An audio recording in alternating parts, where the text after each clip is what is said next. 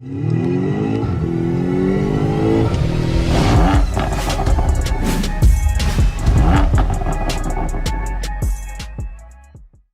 everyone, welcome back to the channel.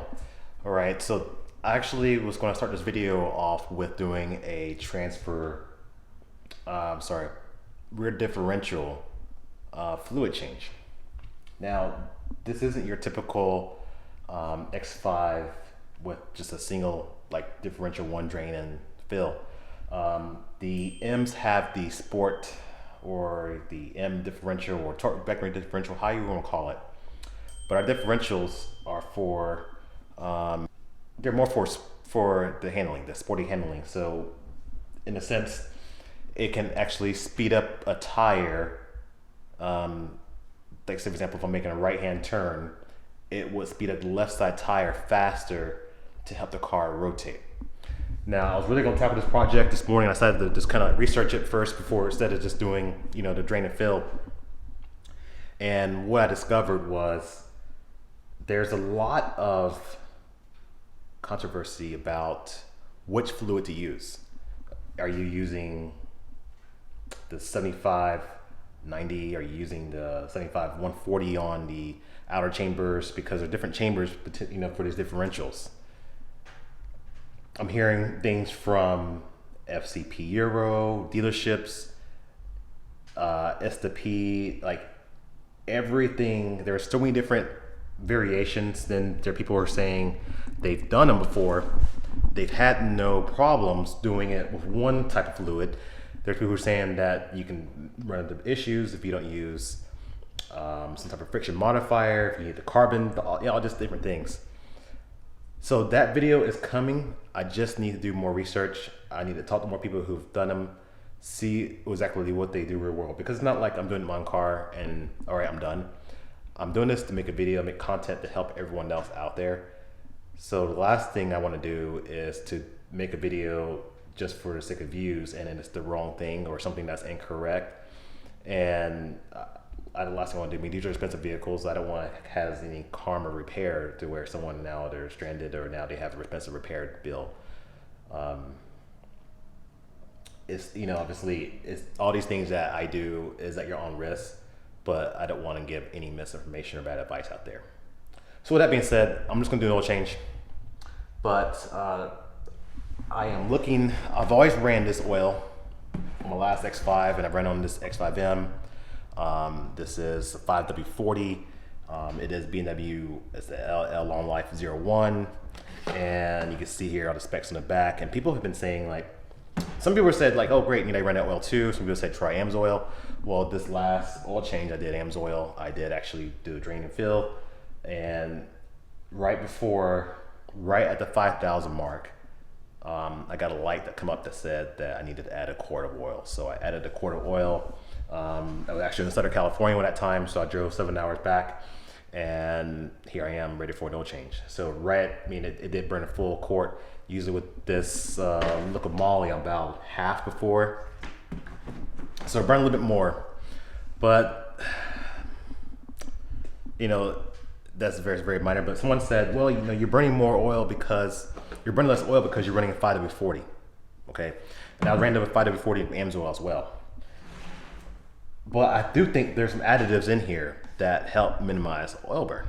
So long story short, I decided to go with this one. This is a 530-30. This is a BMW. It's a long life, but it's got the FE, so it's more for fuel efficiency.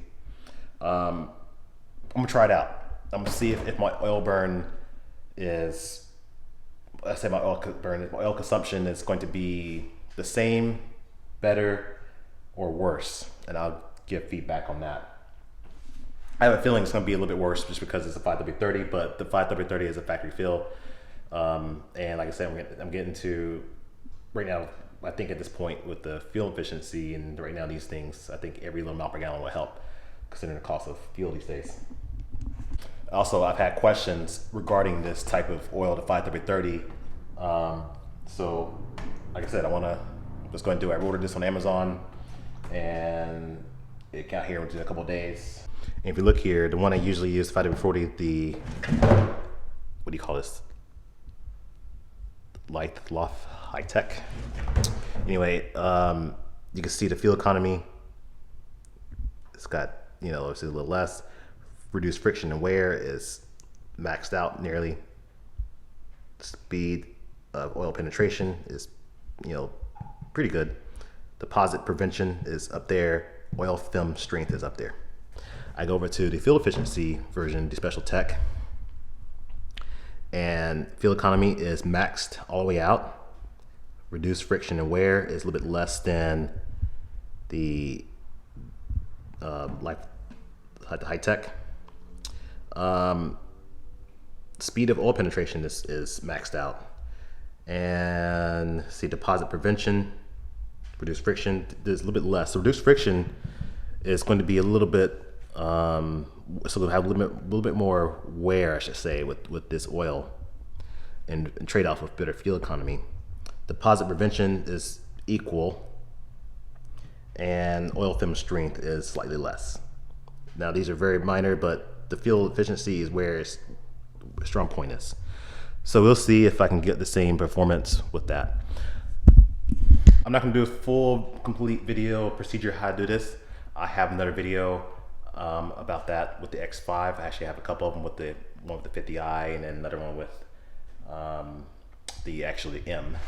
So I'll put the cards up here. If you want to click right up here on top of the screen, you can click that.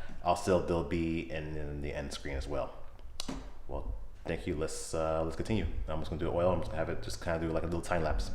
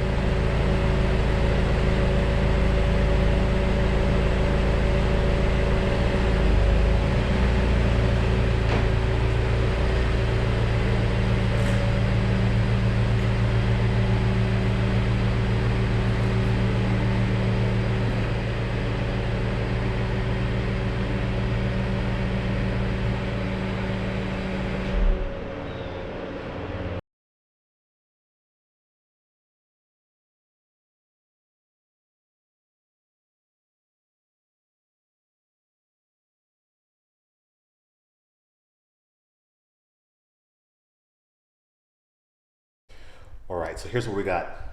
Did the oil change, did the 5w-30 special tech, which is the FE. Now it's still BMW approved, and reading the back of the bottle, it even says that this, almost like this oil was developed specifically for BMW vehicles. I'm gonna minimize, I'm gonna check and see how the oil burn is. I'm gonna drive my normal way I drive. I mean, I do hit it a few times, and so I'm not gonna like try to hold back. I'm just gonna see how things go with this. Now, I noticed something with the AMSOIL when I drained it, and it was still somewhat, it wasn't black. Now, when I run the LiquiMoly, I feel as is darker in color.